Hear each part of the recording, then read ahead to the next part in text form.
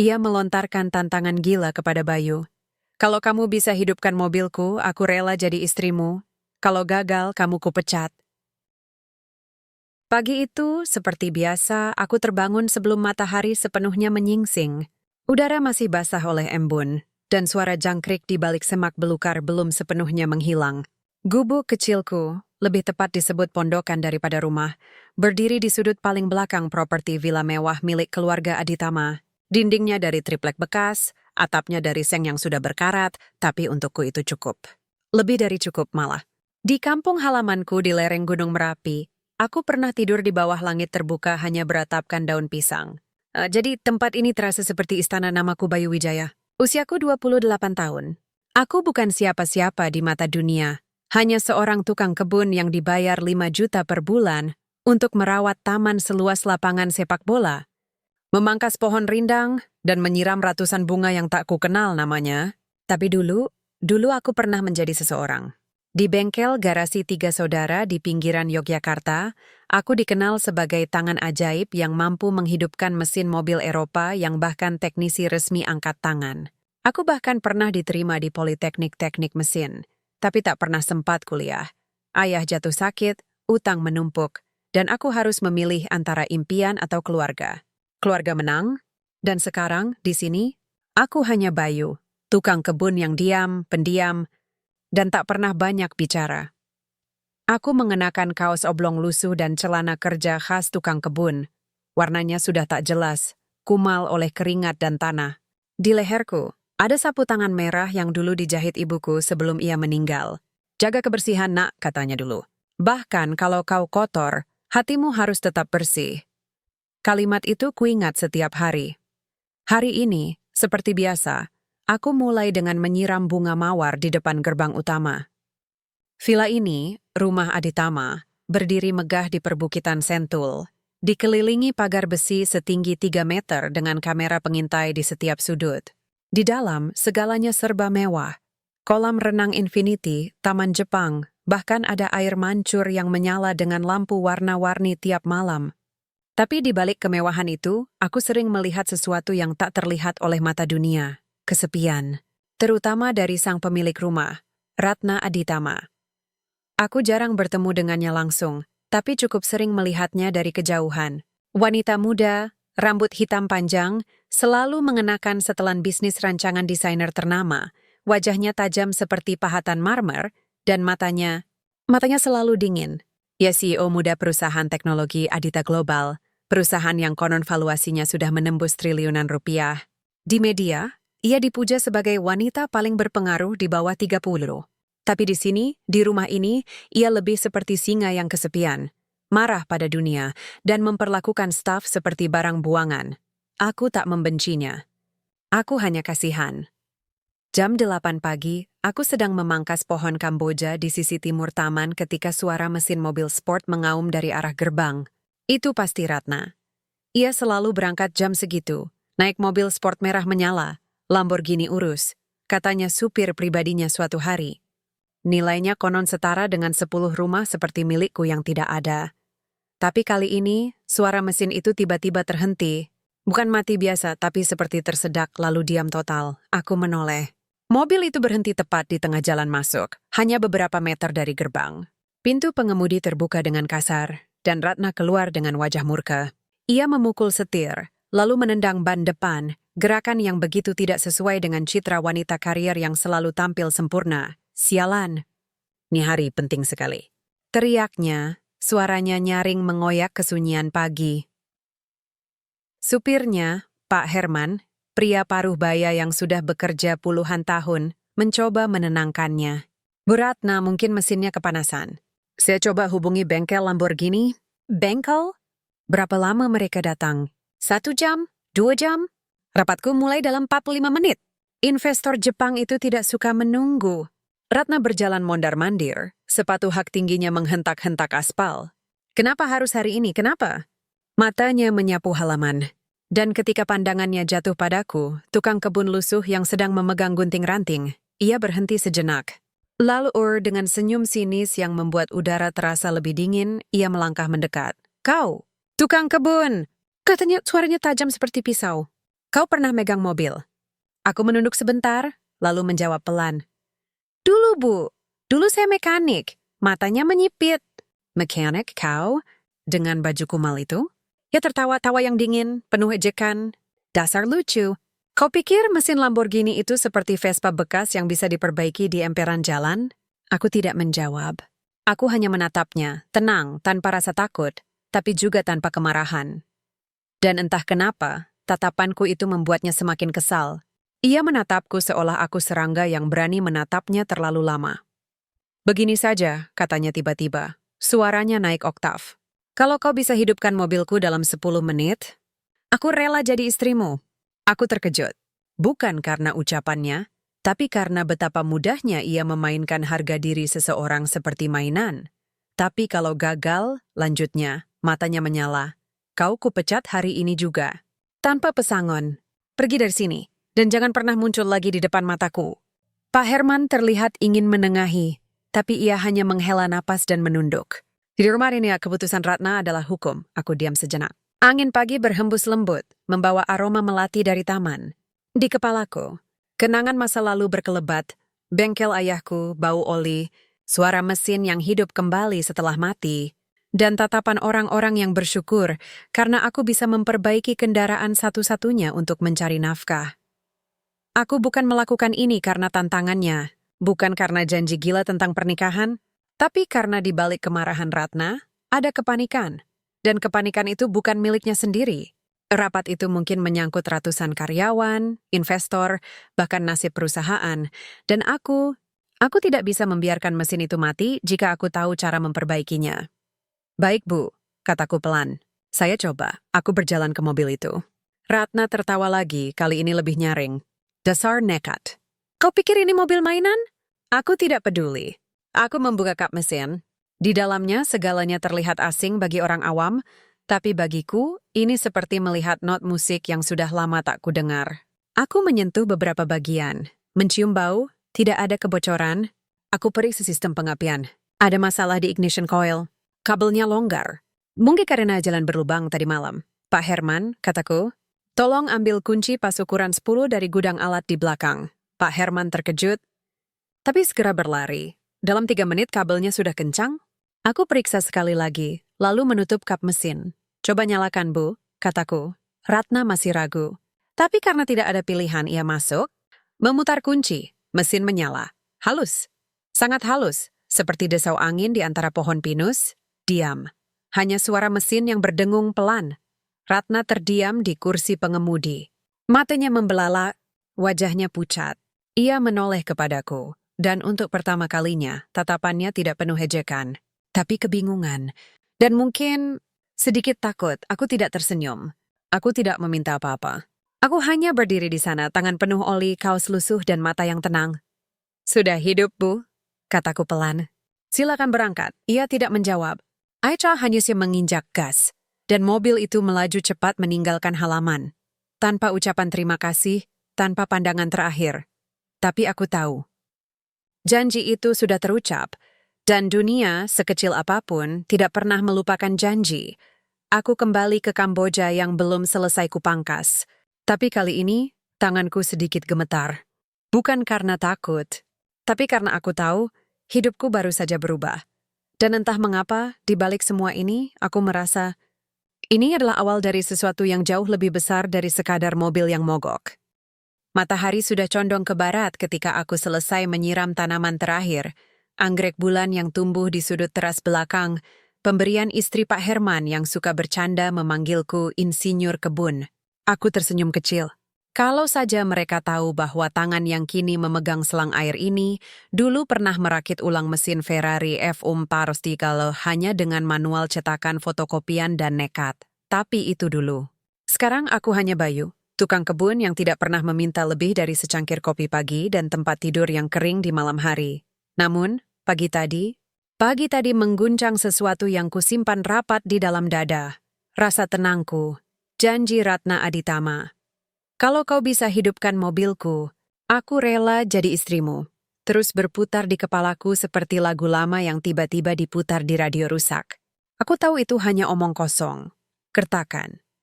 Amarah sesaat dari seorang perempuan yang terbiasa mengatur dunia dengan uang dan kekuasaan. Tapi, janji tetaplah janji. Dan di kampungku, janji bukanlah angin. Janji adalah sumpah yang diikat dengan jiwa. Aku mencoba mengusirnya dari pikiran. Toh, Ratna bahkan tidak menoleh saat pergi.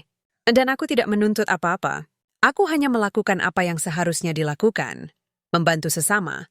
Meski ia meremehkanmu, tapi malam itu segalanya berubah.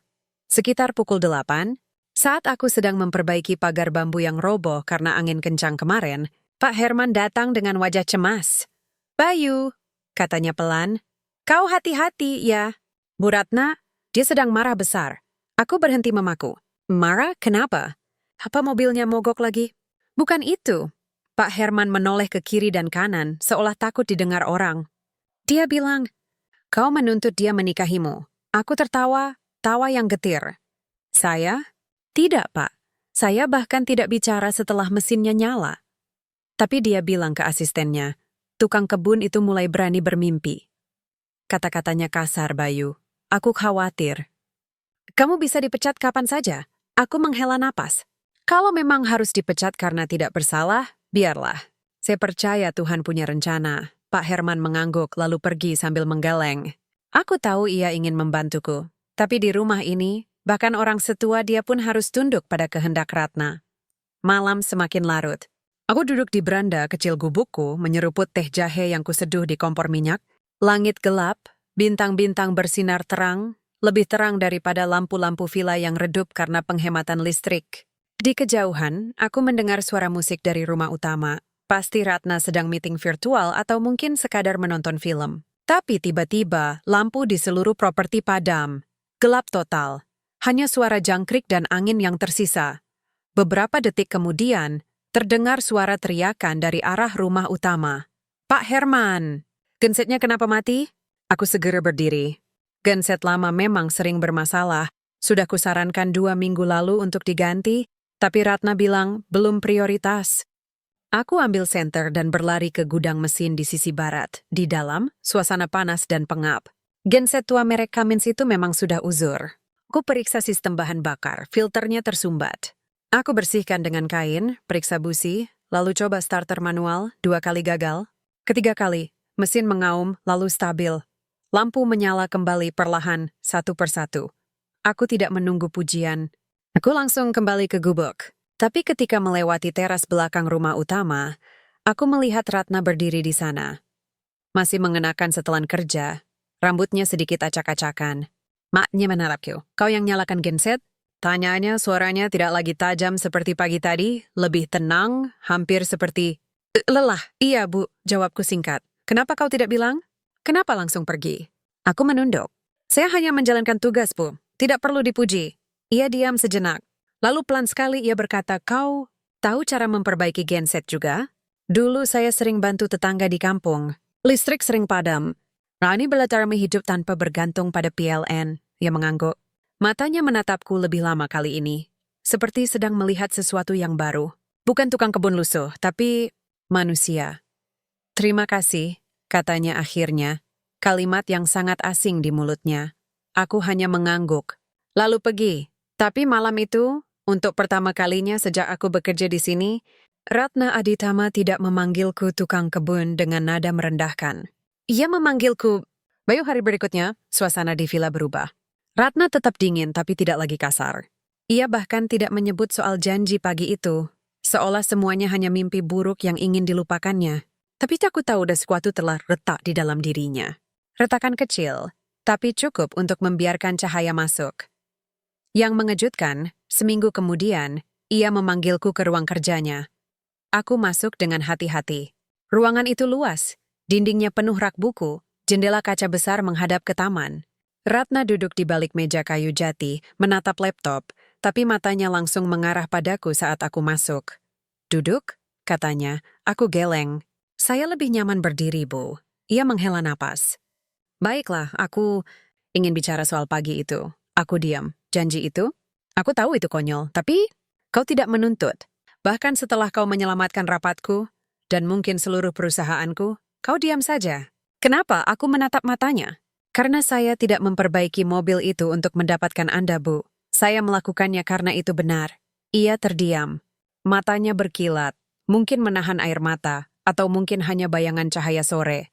Kau aneh, katanya pelan. Di dunia ini semua orang punya harga. Tapi kau seperti tidak punya. Saya punya harga, Bu, jawabku. Tapi harganya bukan dalam rupiah. Harganya dalam kejujuran, kerja keras, dan rasa hormat. Ia menunduk. Lalu tiba-tiba ia tertawa, tapi bukan tawa sinis. Ini tawa yang ringan, seperti beban yang mulai lepas. Kau benar-benar tukang kebun paling berbahaya yang pernah aku temui, katanya sambil tersenyum tipis. Aku tidak tahu harus menjawab apa, jadi aku hanya mengangguk. Sejak hari itu, Ratna tidak pernah lagi menyebut soal janji pernikahan, tapi sesuatu yang lebih dalam mulai tumbuh. Bukan antara majikan dan pelayan, tapi antara dua manusia yang mulai saling melihat. Dan di tengah semua ini, aku tetap Bayu, tukang kebun yang hidupnya sederhana, tapi hatinya mulai berdebar untuk sesuatu yang tak pernah kubayangkan. Cinta bukanlah tujuanku, tapi jika cinta datang dalam bentuk pengakuan atas nilai manusia, maka aku tak akan menolaknya. Aku kembali ke taman, memangkas daun-daun kering, sambil berpikir, janji itu menggantung di udara seperti embun pagi. Belum jatuh, belum menguap. Tapi di suatu hari pasti akan jatuh ke bumi. Dan ketika itu terjadi, dunia akan berubah. Hujan turun sejak subuh. Gerimis tipis yang membasahi daun-daun Kamboja dan membuat tanah di taman berubah menjadi lumpur yang licin. Aku tidak keberatan. Di kampung, hujan adalah berkah. Tanda bahwa bumi masih mau memberi. Di sini, di villa mewah ini, hujan justru dianggap gangguan. Mengacaukan jadwal, merusak sepatu impor, atau mengaburkan lensa kamera pengawas. Tapi bagiku, hujan pagi ini membawa kenangan. Aku duduk di gubuk, memperbaiki sekop yang patah ketika suara derap sepatu mendekat. Ratna berdiri di ambang pintu. Tanpa payung, tanpa jas hujan, rambutnya basah, wajahnya pucat. Is the mengeng stimwa map coklat tebal? Boleh masuk? Tanyanya, suaranya lebih pelan dari biasanya. Aku mengangguk, segera membersihkan bangku kayu yang biasa kugunakan untuk duduk. Iak masuk. Hati-hati agar sepatu haknya tidak terperosok ke dalam celah lantai. Kau tinggal sendirian di sini? Tanyanya, matanya menyapu seluruh ruangan, tempat tidur sempit, kompor minyak, rak buku dari kardus bekas, dan foto lusuh ayah dan ibuku yang kugantung di dinding. Iya, Bu, jawabku. Sudah 3 bulan sejak saya mulai bekerja di sini. Ia duduk, lalu meletakkan map itu di pangkuannya. Aku sudah coba mencari tahu tentangmu. Aku berhenti memperbaiki sekop. Tentang saya? Ya, ia membuka map. Di dalamnya hanya dokumen kosong, kecuali 1 lembar cetakan dari aplikasi lamaran kerja yang kuisi saat pertama kali datang. HRD tidak tahu apa-apa. Tidak ada riwayat pekerjaan sebelumnya. Tidak ada rekomendasi. Hanya alamat kampung dan nomor KTP. Ia menatapku. Kenapa kau tidak menulis bahwa kau pernah jadi mekanik? Ku menunduk, jari-jariku mengelus gagang sekop. Karena saya tidak melamar jadi mekanik, Bu. Saya butuh pekerjaan. Dan di sini, yang dibutuhkan adalah tukang kebun. Tapi kau bisa memperbaiki Lamborghini. Don Hanset. Bahkan kemarin, kau selesaikan AC ruang tamu yang rusak sejak 2 minggu, tanpa diminta. Aku menghela napas. Di kampung kami diajarkan, kalau kau melihat sesuatu rusak, perbaiki. Jangan tunggu diminta. Ia diam sejenak. Lalu perlahan ia menutup map itu. Ceritakan padaku. Siapa Bayu Wijaya yang sebenarnya? Dan untuk pertama kalinya, aku membuka pintu masa lalu. Aku lahir di Dusun Tegal Rejo, kaki Gunung Merapi. Ayahku, Wijaya, adalah mekanik mobil pertama di desa kami. Bengkelnya kecil, hanya beratapkan terpal. Tapi semua orang datang kepadanya. Ia tidak pernah semenolak di siapapun, bahkan kalau mereka hanya bisa bayar dengan telur atau sayur. Sejak kecil, aku diajari membaca mesin seperti membaca kitab suci. Setiap mesin punya jiwa, Nak, katanya. Kalau kau dengarkan dengan hati, kau tahu kenapa ia menangis. Aku tumbuh di antara bau oli, deru mesin, dan tawa para tetangga yang datang membawa mobil mogok seperti membawa anak sakit ke dokter. Di usia 15, aku sudah bisa bongkar pasang karburator. Di 18, aku diterima di Politeknik Teknik Mesin Yogyakarta, impian seumur hidup. Tapi 2 minggu sebelum kuliah dimulai, ayahku jatuh sakit. Batuk darah. Dokter bilang paru-parunya rusak karena bertahun-tahun menghirup asap knalpot tanpa masker. Biaya pengobatan membengkak. Ibu menjual semua perhiasannya. Tapi tidak cukup, aku menarik berkas kuliahku. Lalu pergi ke kota Jakarta mencari pekerjaan apa saja. Bengkel besar menolakku karena tidak punya ijazah. Aku akhirnya jadi kuli bangunan, tukang cuci mobil, penjaga toko, sampai suatu hari melihat iklan lowongan tukang kebun di Villa Adhitama. Saya tidak malu jadi tukang kebun, Bu, kataku menutup cerita. Karena pekerjaan tidak mengukur harga diri seseorang, niat dan cara kerjanya yang mengukur. Ratna diam lama. Matanya berkaca-kaca, tapi ia menahan air matanya. Kau tahu, katanya pelan, di dunia bisnis kami diajarkan untuk selalu curiga. Setiap orang punya motif tersembunyi. Tapi kau seperti datang dari dunia yang berbeda. Dunia saya sederhana, Bu, tapi jujur. Ia menatapku, lalu tersenyum. Senyum yang pertama kali aku lihat tanpa kepalsuan. Kalau begitu, aku ingin belajar dari duniamu. Beberapa hari kemudian, sesuatu yang tak terduga terjadi. Seorang pemilik bengkel mewah di Jakarta Selatan, teman lama ayahku, mendengar kabar bahwa anak Wijaya bekerja di Sentul. Ia membangkitkan menawarkan posisi kepala mekanik dengan gaji 3 kali lipat dari yang kudapat sekarang. Ayo Bayu, kau terbuang di sana. Kau punya bakat langka. Katanya lewat telepon. Aku tergoda. Sangat tergoda. Tapi aku menolak. Maaf Pak, saya udah berjanji merawat taman ini selama 6 bulan. Saya tidak bisa pergi sekarang. Ketika Ratna mendengar kabar itu dari Pak Herman, ia memanggilku lagi. Kenapa kau tolak? Tanyanya, matanya penuh keheranan. Itu kesempatan besar. Kesempatan besar bukan berarti benar, Bu, jawabku. Saya tidak suka meninggalkan komitmen, apalagi hanya karena tawaran uang. Ia terdiam. Lalu pelan-pelan ia berkata, kau adalah orang pertama yang membuat aku merasa kecil, aku menggeleng. Bukan kecil, Bu, hanya manusia biasa, seperti kita semua. Sejak hari itu, Ratna mulai mengenakan pakaian yang lebih sederhana. Kaos katun, celana panjang biasa, tanpa sepatu hak. Ia sering berjalan-jalan di taman, berhenti untuk melihatku bekerja. Kadang bertanya tentang tanaman atau cara menyiram yang benar. Dan untuk pertama kalinya, aku melihatnya tertawa. Tawa yang lepas. Bukan tawa sinis, tapi di balik semua ini aku tetap waspada. Karena aku tahu dunia Ratna dan dunia Bayu terlalu jauh. Dan jarak itu bagaimanapun, suatu hari pasti akan menguji kita berdua. Aku kembali ke taman, menggenggam cangkul, sambil berpikir kalau saya tahu bahwa aku tidak menolak pekerjaan itu hanya karena komitmen, tapi juga karena, entah sejak kapan, aku mulai enggan pergi dari tempat di mana ia berada. Cinta belum lahir, tapi benihnya sudah mulai tumbuh di tanah yang dulu tandus. Perubahan tidak datang dengan gempa atau badai. Ia datang perlahan, seperti akar yang menembus batu, diam-diam, tanpa suara, tapi pasti.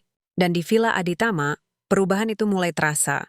Sejak Ratna Adhitama pertama kali duduk di bangku taman tanpa mengeluh tentang kotoran atau nyamuk, tapi terutama hidup orang kaya, tidak pernah berjalan mulus terlalu lama. Semuanya runtuh pada suatu malam di pertengahan bulan, aku sedang menyiram tanaman. Malam, bunga kenanga dan melati. Ketika lampu di rumah utama berkedip cepat, lalu padam total. Bukan karena genset mati kali ini, tapi karena listrik dari PLN sengaja diputus. Pagi berikutnya, suasana di villa tegang. Ratna berjalan mondar-mandir di teras, wajahnya pucat, matanya merah, bukan karena menangis, tapi karena tidak tidur semalaman. Saham jatuh 22% dalam satu hari, katanya pada Pak Herman. Suaranya parau. Investor Jepang menarik diri. Mereka bilang sistem keamanan data kami bocor. Aku tidak mengerti bisnis, tapi aku mengerti manusia. Dan di mata Ratna, aku melihat sesuatu yang belum pernah kulihat sebelumnya, ketakutan. Bukan takut kehilangan uang, tapi takut kehilangan kendali, takut dunia melihatnya rapuh. Hari-hari berikutnya, ia hampir tidak makan. Ia mengurung diri di ruang kerja, menerima panggilan telepon yang selalu berakhir dengan suara bentakan atau hening yang mencekam. Staf rumah tangga takut mendekat.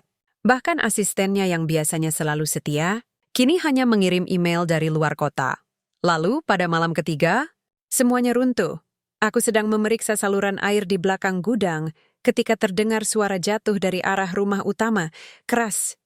Seperti tubuh yang terkulai, aku berlari. Ratna tergeletak di lantai marmer ruang keluarga. Wajahnya memerah, napasnya pendek dan tersengal. Termometer digital di meja menunjukkan angka 30,4 degree.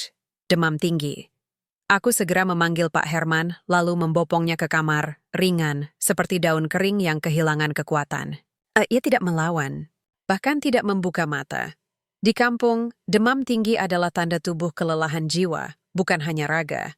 Dan Ratna, perempuan yang selalu tampil sempurna, akhirnya runtuh karena terlalu lama menahan beban sendirian. Aku tidak punya obat kimia, tapi aku punya warisan nenek moyang. Jamu. Aku pergi ke dapur, meminta izin pada Bu Siti, koki rumah tangga, untuk menggunakan rempah. Jahe, kunyit, temulawak, daun sirih, dan sedikit madu asli dari Gunung Lawu yang kubawa dari kampung sebagai bekal. Kau mau bikin jamu untuk Bu Ratna? Tanya Bu Siti heran. Iya, ini lebih ampuh daripada pil tidur, jawabku. Aku rebus semuanya perlahan, lalu tuangkan ke cangkir keramik. Aku bawa naik ke kamarnya. Ia masih terbaring, keringat membasahi rambutnya. Aku duduk di kursi di samping tempat tidur, meletakkan cangkir di meja kecil. Tapi ia tidak bangun, aku ragu. Lalu dengan sangat hati-hati, tanpa menyentuh kulitnya, aku angkat kepalanya sedikit dan dekatkan cangkir ke bibirnya. Perlahan ia meneguk, separuh tumpah, tapi separuh masuk. Aku duduk di sana sepanjang malam, bukan karena kewajiban, tapi karena, entah sejak kapan, melihatnya menderita terasa seperti melihat saudara sendiri jatuh sakit. Sekitar pukul 3 pagi, demamnya mulai turun. Napasnya lebih tenang, dan di tengah tidurnya ia bergumam pelan, "Jangan pergi." Aku terdiam. Siapa yang ia maksud? Ayahnya? Asistennya? Atau aku? Aku tidak tahu. Tapi tanganku secara naluriah mengambil sapu tangan merah, warisan ibuku, dan mengusapkannya perlahan di kening Ratna. Dingin, menenangkan. Esok paginya, ia terbangun. Matahari menyinari kamar lewat tirai sutra yang terbuka sedikit. Ia menoleh dan melihat kita tertidur di kursi. Badanku membungkuk, tangan memeluk cangkir kosong. Perlahan ia bangun. Tubuhnya masih lemah, tapi matanya jernih. "Bayu," panggilnya pelan. Aku terbangun seketika. "Bu Ratna, sudah sadar? Badan terasa lebih baik?" Ayah mengangguk lalu menatapku lam. "Kau merawatku semalaman? Ibu saya dulu sakit seperti ini. Saya tahu cara menanganinya." Ia diam. Matanya berkaca-kaca. Lalu tiba-tiba, ia menangis. Diam-diam, tanpa suara, hanya air mata yang mengalir deras di pipinya. Aku tidak tahu harus berbuat apa. Aku hanya memberinya tisu. "Kenapa engkau lakukan ini?" Tanyanya, suaranya bergetar. "Aku pernah menghinamu. Aku pernah bilang kau tidak layak berdiri di depanku, tapi kau tetap menjagaku." Aku menatapnya dengan tenang. "Karena saya melihat manusia, Bu. Bukan CEO, bukan wanita kaya. Tapi manusia yang sedang jatuh." Ia menunduk, lalu menggenggam tanganku. Hanya sebentar, tapi cukup membuat jantungku berdebar. "Terima kasih," katanya. Aku belum pernah merasa seaman ini sejak ayahku meninggal. Aku tidak menjawab.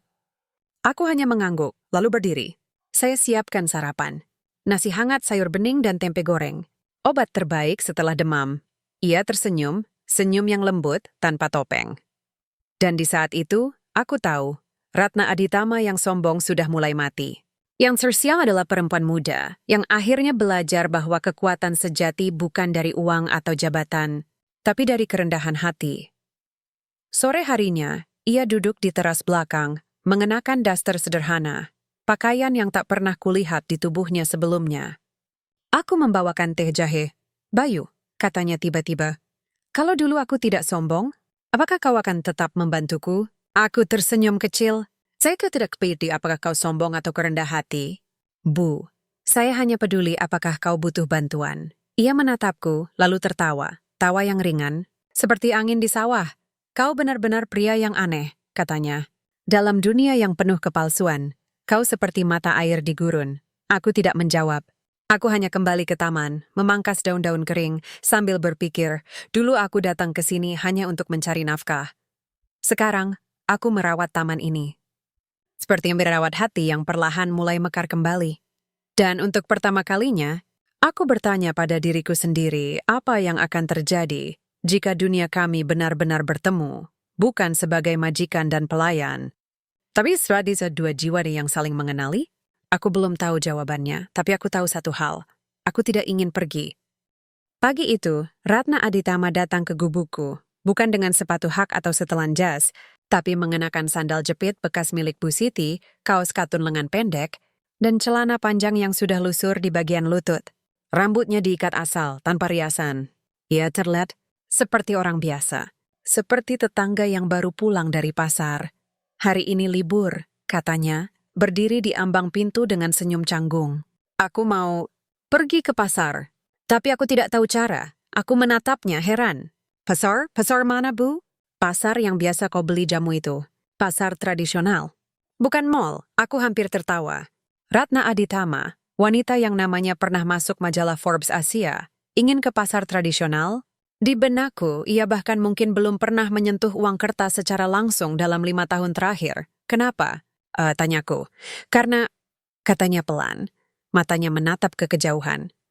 Aku ingin tahu dunia yang kau tinggali. Dunia yang tidak diukur dengan valuasi saham atau jumlah pengikut di media sosial. Aku diam sejenak, lalu mengangguk. Baik, tapi ikuti aturanku. Ia tampak terkejut. Aturan? 1. Tidak bawa dompet mewah. 2. Tidak bawa ponsel. 3. Kau harus tawar-menawar, walau hanya Rp1.000. 4. Kau makan apa yang kubeli di tempat itu juga. Ia tersenyum lebar. Seperti tur budaya ala Bayu Wijaya. Lebih dari itu, jawabku. Ini pelajaran hidup. Kami berangkat naik angkot. Bukan mobil mewah, bukan taksi online. Angkot tua berwarna oranye dengan jok sobek dan aroma khas campuran keringat, rempah, dan minyak goreng. Ratna duduk di sampingku. Tubuhnya kaku, matanya waspada seperti orang asing di negeri sendiri. Ini pertama kalinya aku naik angkot sejak SMP, katanya berbisik. Nikmatilah, jawabku. Ini denyut nadi sebenarnya dari kota ini. Pasar Wek, pasar tradisional terbesar di Sentul, sudah ramai sejak subuh. Lorong-lorong sempit dipenuhi pedagang. Sayur-mayur segar, ikan masih hidup, rempah beraroma tajam, kain batik digelar di atas terpal, dan ibu-ibu yang berteriak menawarkan dagangan dengan logat khas Jawa. Ratna berjalan di belakangku, matanya membelalak. Ia melihat seorang nenek menjual jamu beras kencur dengan gerobak kayu, seorang bapak mencuci ikan di baskom plastik, dan anak kecil menggendong adiknya sambil jualan kacang rebus. Mereka bekerja sejak pagi buta? Tanyanya. Beberapa sejak tengah malam, jawabku. Supaya dagangannya segar saat pasar buka. Kami berhenti di lapak jamu Mbah Surti, perempuan tua berambut putih yang sudah kukenal sejak pertama kali datang ke Jakarta. Ia tersenyum lebar saat melihatku. Bayu, sudah lama tidak beli temulawak. Ini bawa siapa? Pakarmu? Tanyanya sambil tertawa. Wajah Ratna memerah. Bukan Mbah, saya temannya. Mbah Surti mengedipkan mata. Ah, jangan malu-malu. Gadis cantik begini cocok sama anak muda jujur kayak kamu, Bayu. Ratna tertawa, tawa yang canggung tapi tulus. Untuk pertama kalinya, ia tidak membela statusnya. Ia hanya tersenyum dan menerima ejekan itu seperti orang biasa. Di lapak sayur, aku meminta Ratna memilih kangkung dan bayam. Ia ragu, lalu memilih yang daunnya paling hijau. Penjual, seorang ibu dengan tangan penuh kapalan menawarkan harga 8.000. Tawar! Bisikku. Tapi ini murah kan? Protesnya. Tawar. Ia menelan ludah, lalu berkata canggung, boleh 1,000? Penjual tertawa. Wah, nang ini lucu. Tapi oke, ambil saja. Kasihan lihat mukamu yang masih polos. Ratna membelalak. Dia kasihan sama aku? Karena kau tawar dengan sopan, jawabku. Di sini, harga bukan soal angka, tapi soal rasa hormat. Kami berjalan lagi, membeli bawang merah, cabai, daun salam. Di setiap lapak, Ratna belajar cara memilih ikan yang segar, bedanya kunyit dengan jahe, bahkan cara mengikat tali plastik agar tidak mudah lepas. Lalu, di warung tenda pinggir pasar, aku membeli 2 porsi nasi liwet dan sambal teri. Kami duduk di bangku kayu yang goyah, makan dengan tangan tanpa sendok, tanpa garpu. Ini enak sekali, katanya. Wajahnya berminyak, bibirnya sedikit merah oleh sambal. Karena dimasak dengan cinta, bukan dengan investor. Jawabku ringan. Ia tertawa. Dan di tengah keramaian pasar, di antara suara beduk penjual es dan deru motor yang lewat, aku melihat sesuatu yang indah. Ratna Adhitama, yang dulu sombong dan dingin, kini duduk seperti rakyat jelata dan tersenyum seperti orang yang akhirnya menemukan rumah. Tapi dunia tidak pernah membiarkan kebahagiaan berlangsung lama tanpa ujian. Keesokan harinya, foto kami beredar di media sosial. Seseorang, Mungkin pengunjung pasar yang mengenalinya mengambil gambar kami sedang makan nasi liwet, lalu mengunggahnya dengan caption, CEO Adita Global jatuh cinta pada tukang kebun. Dalam hitungan jam, berita itu meledak. Media daring menulis sensasi. Ratna Aditama tinggalkan dunia bisnis demi cinta dengan pria tak dikenal. Forum online memperdebatkan, apakah ini strategi pemasaran baru atau skandal nyata? Dan yang paling menyakitkan, salah satu rival bisnis Ratna, seorang pengusaha teknologi bernama Arya Pratama, mengunggah video pendek dengan sindiran pedas. Kalau perusahaanmu butuh uang, jangan jual cinta, jual saham saja. Ratna marah. Isa angkas gak marah. Ia memanggilku ke ruang kerjanya. Wajahnya muram, matanya menyala. Siapa yang kau beritahu soal kita ke pasar? Tanyanya tajam, aku terkejut. Tidak ada, Bu. Kami tidak mengundang siapa-siapa. Jangan berbohong. Foto itu jelas diambil dari dekat. Kau yang bocorkan, kan? Kau ingin dipermalukan, lalu aku terpaksa menikahimu? Aku merasa seperti ditikam. Bukan karena tuduhannya, tapi karena ia kembali ke sikap lamanya. Curiga. Dingin dan penuh prasangka, aku menatap matanya, lalu berkata pelan, jika saya ingin menikahimu karena janji, saya sudah menuntut sejak hari pertama mobil itu mogok, tapi naikwan kemiriwan. Karena saya tidak ingin kau menikahiku karena terpaksa. Apalagi karena skandal. Ia diam. Saya tidak bocorkan apa-apa, lanjutku. Tapi jika kau lebih percaya pada dunia luar daripada hatimu sendiri, mungkin saya memang tidak pantas berada di sini. Aku berbalik lalu berjalan keluar. Bayu! Panggilnya, aku tidak menoleh. Kau mau kemana? Mengundurkan diri, jawabku tanpa berhenti. Kalau kau tidak bisa mempercayaiku, maka keberadaanku di sini hanya akan membawamu ke jurang yang lebih dalam. Langkahku mantap. Tapi hatiku remuk, karena aku tahu, meski ia marah, aku tetap mencintainya. Dan cinta yang tidak dipercaya adalah cinta yang paling menyakitkan. Langkah kakiku berat ketika aku kembali ke gubuk.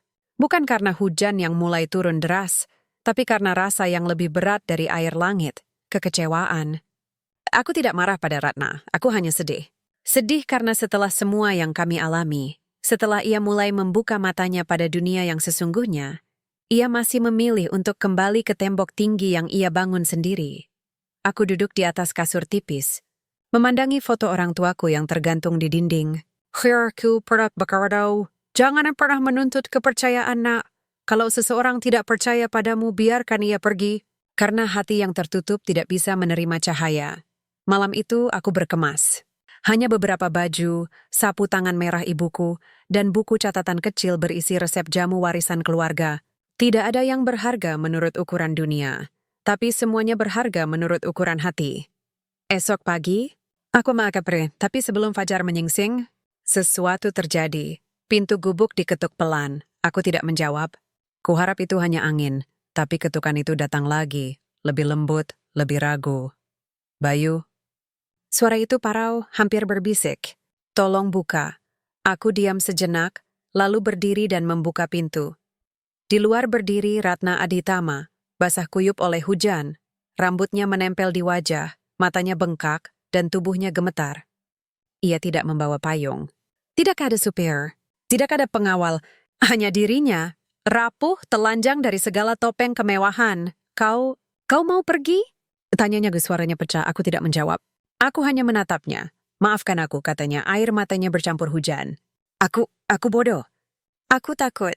Takut dunia melihatku lemah. Takut mereka bilang aku jatuh cinta pada pria yang tidak setara. Tapi itu bukan alasan untuk meragukanmu. Ia menunduk, lalu berlutut di lumpur, di depan gubuk kayu yang bahkan tidak layak disebut rumah oleh standar kotanya. Aku salah, Bayu. Aku benar-benar salah. Aku tidak menyangka. Ratna Aditama, wanita yang dulu memandang rendah siapapun yang berdiri di bawahnya, kini berlutut di tanah kotor.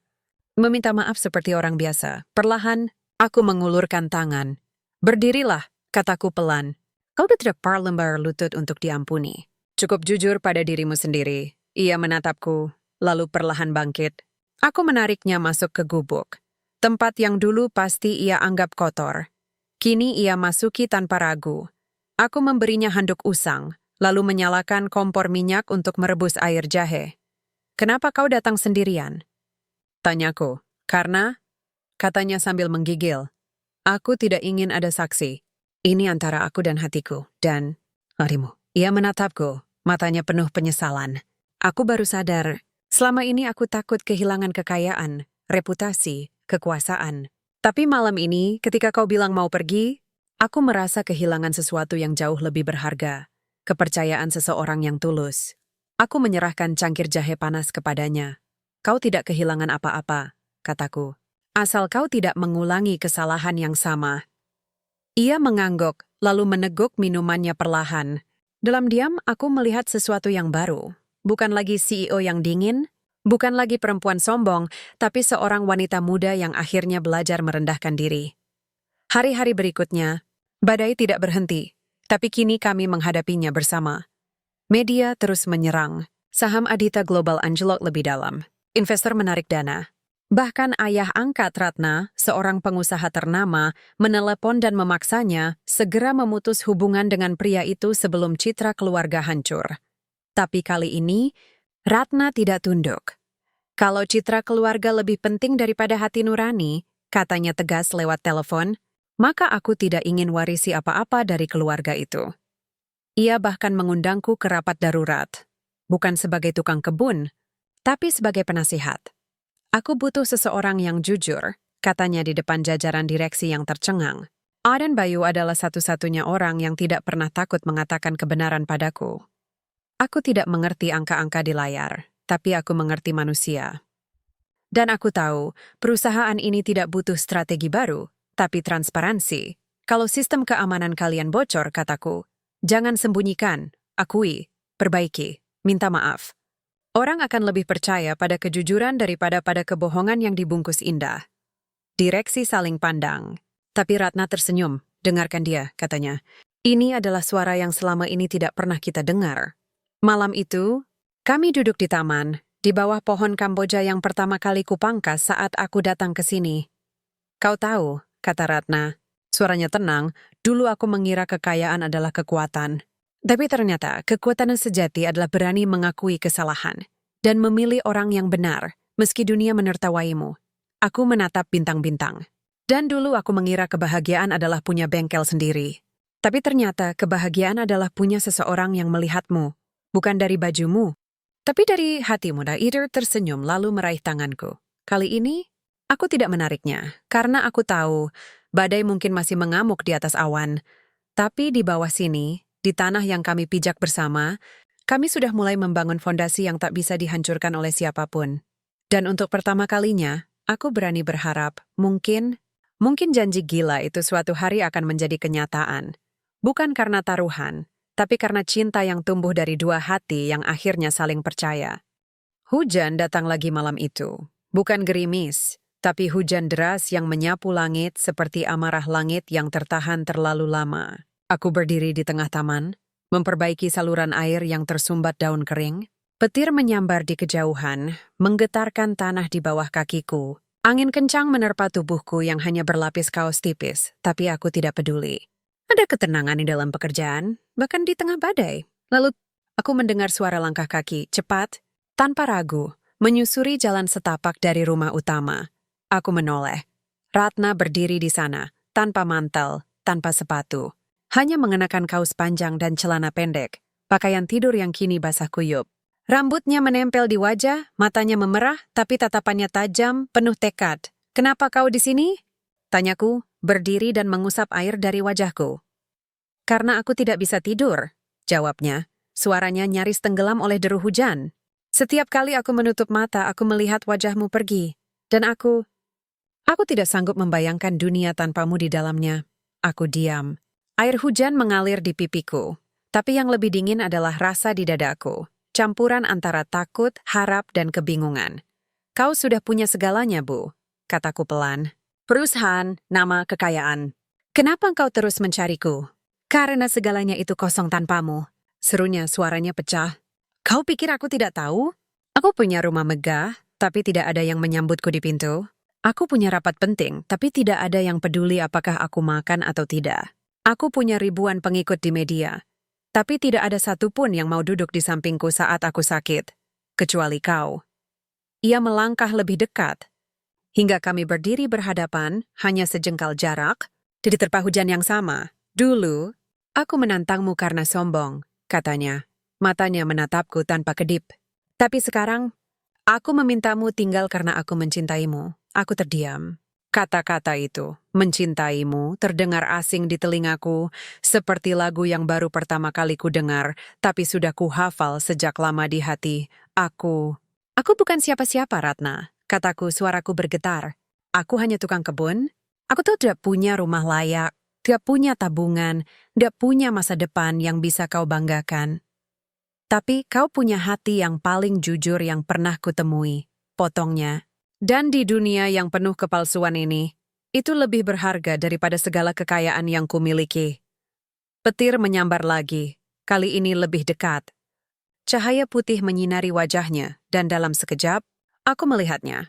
Bukan lagi CEO yang dingin, bukan lagi wanita sombong dari dunia atas, tapi perempuan muda yang akhirnya menanggalkan semua topeng, telanjang, rentan dan jujur. Dan di saat itu, dinding di hatiku runtuh. Aku mengulurkan tangan, menyentuh pipinya yang basah, bukan hanya oleh hujan, tapi oleh air mata. Ratna, kataku pelan, aku tidak pernah menuntut jadi suamimu. Aku tidak pernah menginginkan janji itu dipenuhi karena tekanan atau rasa bersalah. Ia menatapku, menunggu, aku tinggal. Karena aku juga mencintaimu. Lanjutku, suaraku hampir pecah. Bukan karena kau CEO, bukan karena kau cantik. Tapi karena kau berani berubah, dan kau berani merendahkan diri. Karena di balik semua itu, kau adalah manusia yang ingin belajar mencintai dengan tulus. Ia tersenyum, senyum yang paling indah yang pernah kulihat. Lalu tanpa kata, ia memelukku erat. Di tengah hujan deras, di antara petir dan guruh, kami berdiri saling memeluk. Dua jiwa yang dulu terpisah oleh jurang kelas, kini bersatu oleh satu hal yang lebih kuat dari uang, kekuasaan, atau nama besar. Cinta yang lahir dari pengakuan. Esok paginya, matahari bersinar terang seolah membersihkan langit dari semua kelam semalam. Aku duduk di beranda gubuk, memperbaiki sekop yang kembali patah. Ratna datang membawa 2 cangkir teh. Dibuatnya sendiri tanpa bantuan siapapun. Kau tidak sakit, kan? Tanyanya, duduk di sebelahku. Aku terbiasa dengan hujan, jawabku sambil tersenyum. Di kampung, mandi hujan itu berkah. Ia tertawa, lalu menyerahkan cangkirnya. Ini pertama kaliku bikin teh tanpa mesin. Enak, kataku setelah meneguknya, meski terlalu manis. Tapi aku tidak peduli. Yang penting ia mencoba. Kami duduk dalam diam yang nyaman. Tidak perlu banyak bicara karena kami sudah saling mengerti. Bayu, katanya tiba-tiba. Apa yang kau impikan sekarang? Aku menatap taman yang mulai bersemi kembali setelah hujan. Dulu aku ingin punya bengkel, sekarang aku ingin membangun sesuatu yang lebih besar. Seperti apa? Aku ingin mendirikan tempat pelatihan untuk anak muda dari keluarga kurang mampu. Ajarkan mereka keterampilan teknik, perbengkelan, bahkan tata kelola kebun, agar mereka tidak harus memilih antara impian dan keluarga seperti yang kulakukan. Matanya berbinar. Aku akan bantu, bukan sebagai investor. Tapi sebagai bagian dari mimpi itu, aku menatapnya. Kau yakin? Ini bukan bisnis yang menguntungkan. Tapi ini bisnis yang bermakna, jawabnya tegas. Dan sejak kau masuk ke hidupku, aku belajar. Makna jauh lebih penting daripada margin keuntungan. Aku tersenyum. Dan dalam senyum itu, aku merasakan sesuatu yang baru, harapan. Bukan harapan untuk kaya, tapi harapan untuk membangun sesuatu yang tulus bersama seseorang yang akhirnya melihatku bukan sebagai tukang kebun, tapi sebagai Bayu, pria sederhana yang mencintainya dengan sepenuh hati. Musim hujan telah berlalu. Langit Jakarta kini cerah terang, udara panas menyengat, dan taman di Villa Aditama mekar dalam warna-warna yang jarang kulihat sebelumnya. Bunga sepatu merah menyala, bougainville ungu pekat, dan mawar putih yang dulu Ratna tanam sendiri sebagai simbol permulaan baru. Kami tidak pernah membahas pernikahan lagi sejak malam di bawah hujan. Tapi sesuatu telah berubah, bukan hanya dalam sikap kami, tapi dalam cara dunia melihat kami. Staf rumah tangga tidak lagi memanggilku si tukang kebun, tapi Mas Bayu. Ratna tidak lagi makan sendirian di ruang makan besar, tapi duduk di teras belakang, menikmati nasi bungkus yang kubeli dari warung dekat pasar. Cinta kami tumbuh diam-diam, seperti akar yang menembus tanah, kuat meski tak terlihat, tapi hidup seperti mesin tua, selalu punya cara untuk menguji kembali apakah kita benar-benar belajar dari kesalahan. Pagi itu, Aku sedang memperbaiki pompa air di samping kolam ikan koi ketika suara mesin mobil mengaum dari gerbang, sama persis seperti 3 bulan lalu. Aku menoleh, Lamborghini. Urus merah menyala itu berhenti di tengah jalan masuk. Mesinnya batuk sekali, lalu mati total. Dan dari balik kemudi, Ratna keluar. Tapi kali ini, wajahnya tidak marah. Tidak panik, tidak sombong. Ia tenang. Ia berjalan pelan ke arahku, sepatu sandalnya menginjak rerumputan basah. Rambutnya diikat simpel, wajahnya tanpa riasan, dan matanya menatapku dengan kelembutan yang membuat dadaku sesak. Mobilnya mogok lagi, katanya pelan. Aku mengangguk. Akan kuperiksa. Tapi sebelum aku melangkah, ia menghentikanku dengan sentuhan lembut di lengan. Tidak, katanya. Bukan itu yang kuminta. Aku menatapnya, bingung. Ia menarik napas dalam, lalu berkata, pelan, tegas dan penuh keyakinan, dulu aku menantangmu karena sombong. Aku berkata, jika kau bisa memperbaiki mobil mewahku, aku rela jadi istrimu. Saat itu hanya gertakan. Tapi sekarang, ia berhenti sejenak, matanya berkaca-kaca. Sekarang aku datang bukan untuk meminta kau memperbaiki mobilku, tapi untuk memintamu menepati janji itu. Aku terdiam. Angin berhembus pelan, membawa aroma melati dari taman.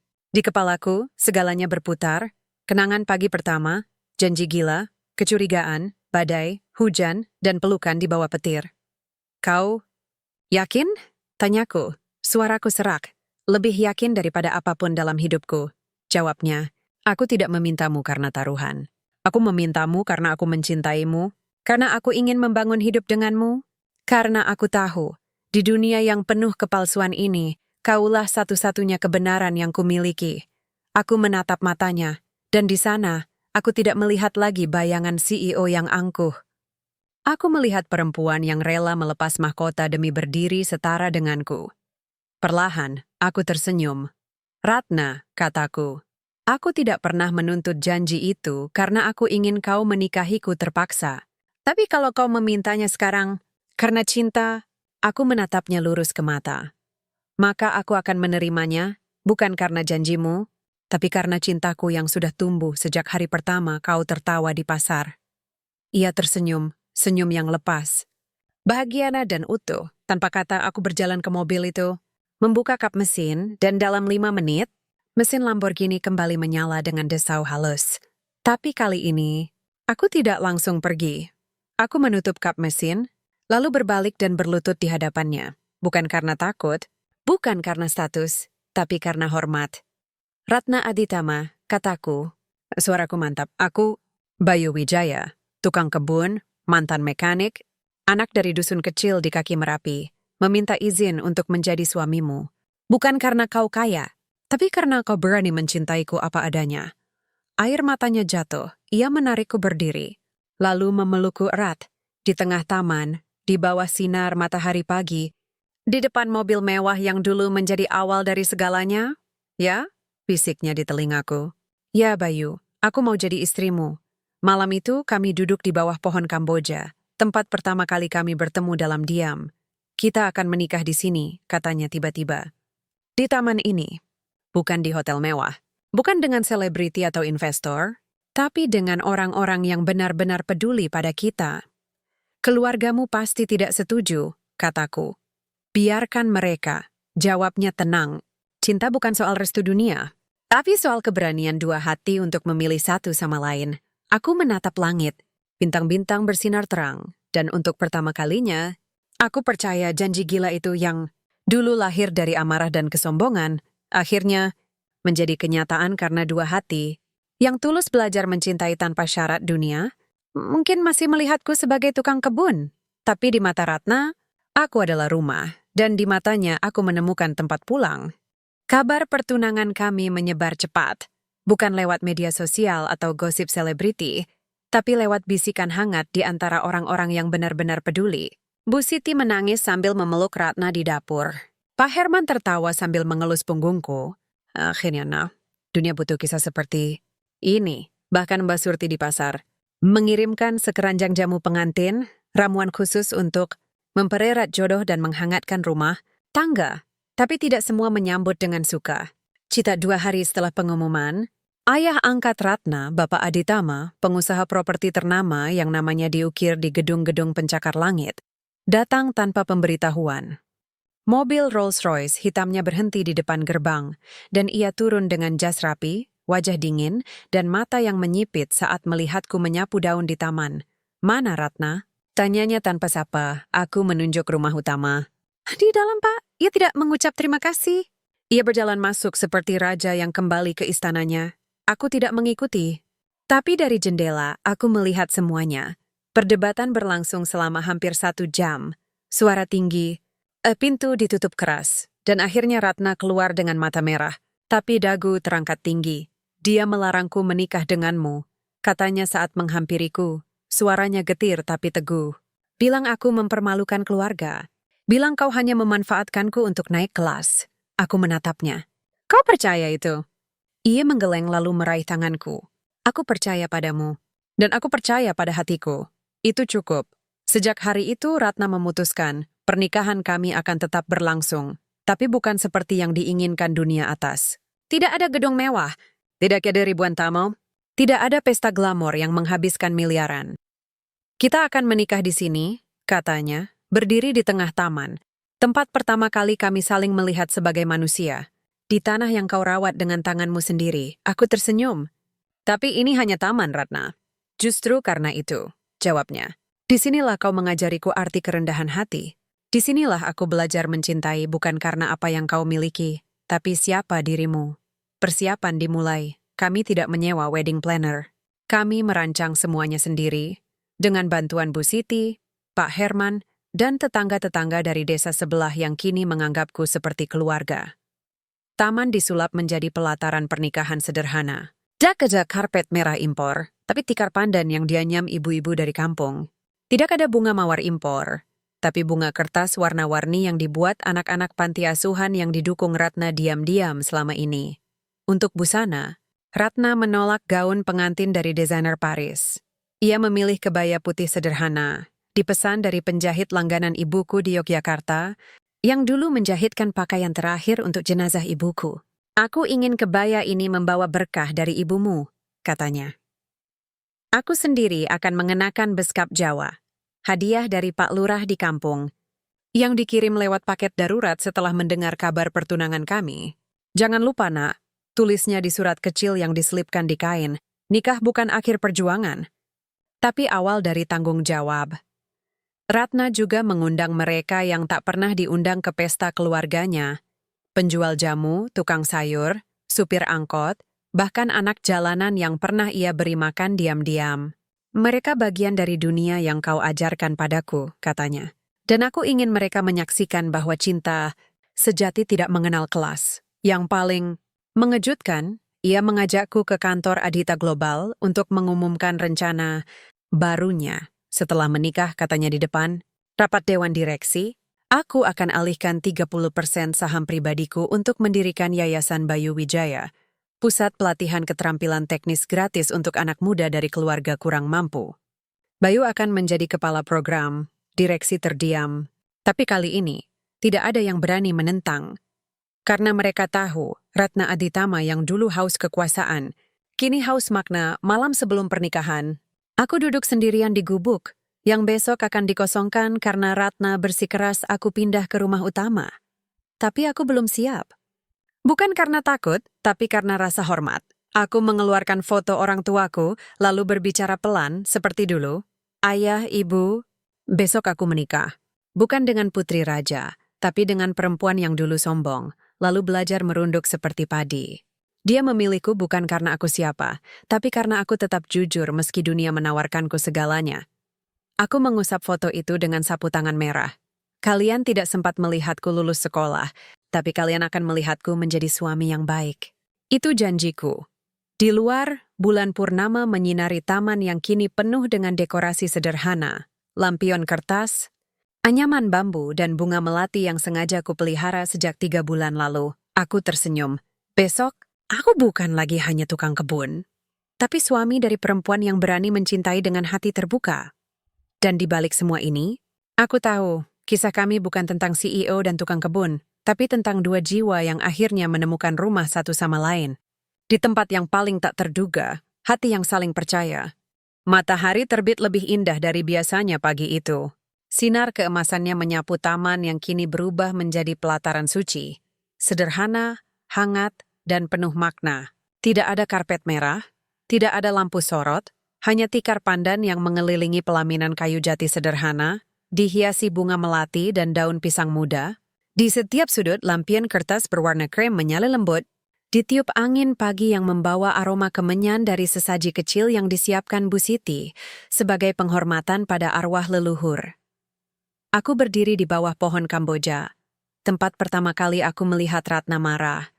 Lalu tempat pertama kali kami saling memahami, mengenakan beskap coklat tua, kain jarik yang diikat rapi, dan belangkon hitam yang diberikan Pak Lurah.